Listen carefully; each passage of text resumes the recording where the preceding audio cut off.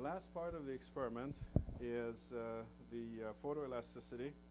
And the photoelasticity is a very interesting part of the experiment because it gives us the visual understanding of the strain distribution on the entire field. So it's not point-wise. And the strain gauge, the photoelasticity, we use this model 40 reflection polariscope. And this is made of a filter that is called the polarizer, and another filter from the back is called the analyzer. So these are two filters. The polarization axis is vertical, and the analyzer, the polarization axis is horizontal. So if the light is going through, then it comes out from the polarizer, plane polarized, so it's one plane. And then if there's goes through the analyzer and nothing happened to it, then it will be extinguished because we just have destructive interference between the light that comes out and comes in at 90 degrees. Now, if the light goes through the photoelastic film, it will break into two components because the light is a vector, so it has two components, one horizontal, one vertical, depending on the orientation. And the two components are going to propagate through the film, reflect from the aluminum in the back, reflect and go again through the film one more time, so it goes twice. So these two components will have two different speeds because the film is stretched in the two directions in different proportions. So the two components of the vector are coming out, but one of them is faster than the other. So one is here and the other one is here. So there's some delay between them, and when they come back to the analyzer, they come to our eyes, then they will interfere, and they will produce a color spectrum. And the color is an indication of the delay between the two components of the light. So now I'm going to go through the operation of the device and how you do the measurements. In this device here, I have the turning on. You turn it on like this, so it's shining the light, and now it's ready to select the mode that you would like to use. And if you look here, you'll see that we're not going to use the telescope because it makes it more difficult. So I'm going to talk about it without this telescope. I have here indicator, and if you read, you see angle on top, and if you read here, you see magnitude. So I want to select first the angle. So if you look up here, you have to hold this by itself like that, and then turn this, click it until it clicks and shows this light. So it is now selected on the angle. What's the angle have to do? The angle is the angle of the principal, one of the two principal strains. So for every point in here, every point has principal strains. So this point here has two principal directions. This point here has two principal directions. This has two principal directions, and so on. So every point on the arch has two principal directions, and one of them has to have this angle. Otherwise, we don't have the right measurement for the magnitude.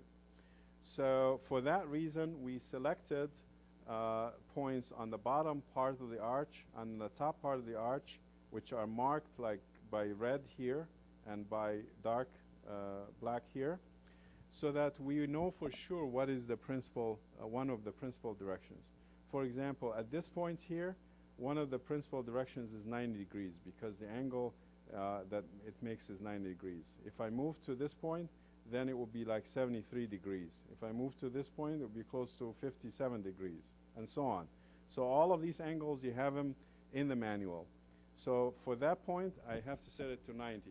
If I'm interested in measuring the strain at this point and also at this point, these two are at the same angle, let's say 73 degrees, then I have to move this to become 76 degrees or whatever it is in the manual. So this becomes 76.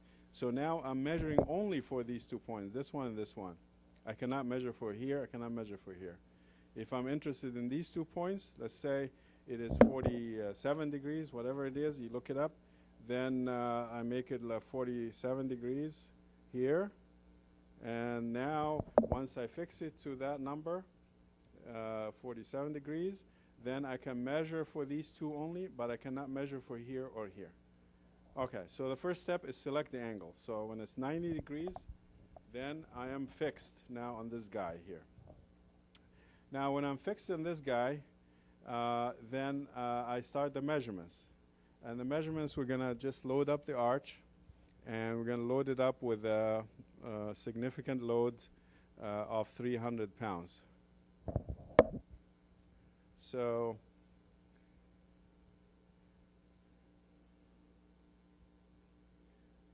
we load it slowly. It's 150, 200, 250, 300. So this loaded by 300 pounds. And then, I don't know if the camera can go through here. If you go zoom in through here, you'll see that there is an area in the middle of the arch here that is gray. So this is like the neutral axis, and therefore there's no interference in the neutral axis area because the strain is 0.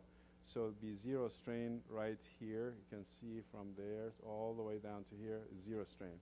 As you move away from the neutral axis, either down or up, then you have interference pattern.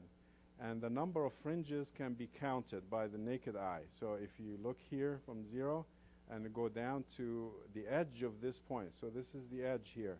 If you go down to that edge, you will count 1, 2, 3, and a little bit. So for that particular loading. If you reduce the loading, then you will have less fringes. So you have less and less and less fringes, as you can see here. If I just increase the loading again, then the number of fringes will be increasing. Let's say I have a 350 maximum. That's the number of fringes here. So the first method is visual. You just kind of look through and count the fringes going from the gray area all the way to the edge of the point of interest. Edge meaning the bottom part, the real bottom part. The other method is called the compensator method, in which we explain in the lecture, and this is the compensator here.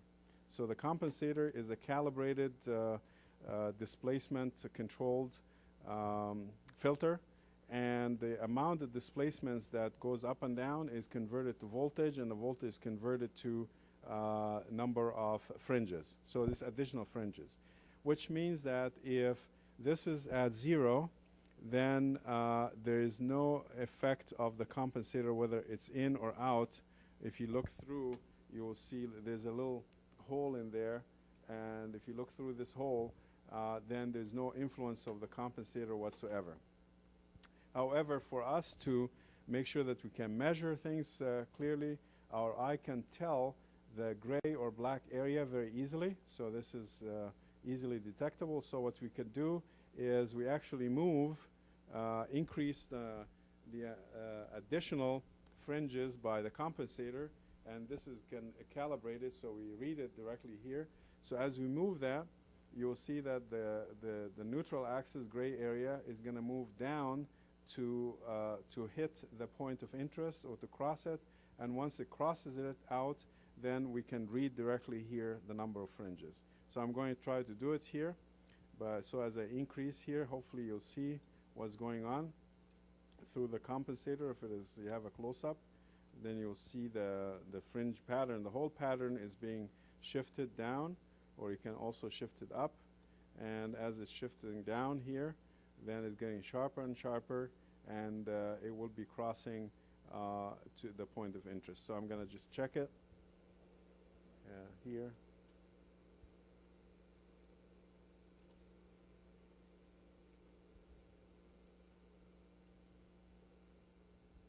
Oh, okay. Well, as a matter of fact, I messed up, which is kind of good, because what I did here is I cannot see any shift, and you probably couldn't see any shift. And the reason is that I kept this on angle 90. So I'm actually measuring what's called isoclinics, which we used to have in the past, but we don't want you to do that. So we want you to actually measure the isochromatics, which is the magnitude. So you have now to go back and fix this and click this to magnitude. So this is at 90 already, which means you selected the point. But now this is at magnitude, which means that we should be able to see the pattern. And I think now you can see it much clearer than before. So let me redo it again. If I go back to 0,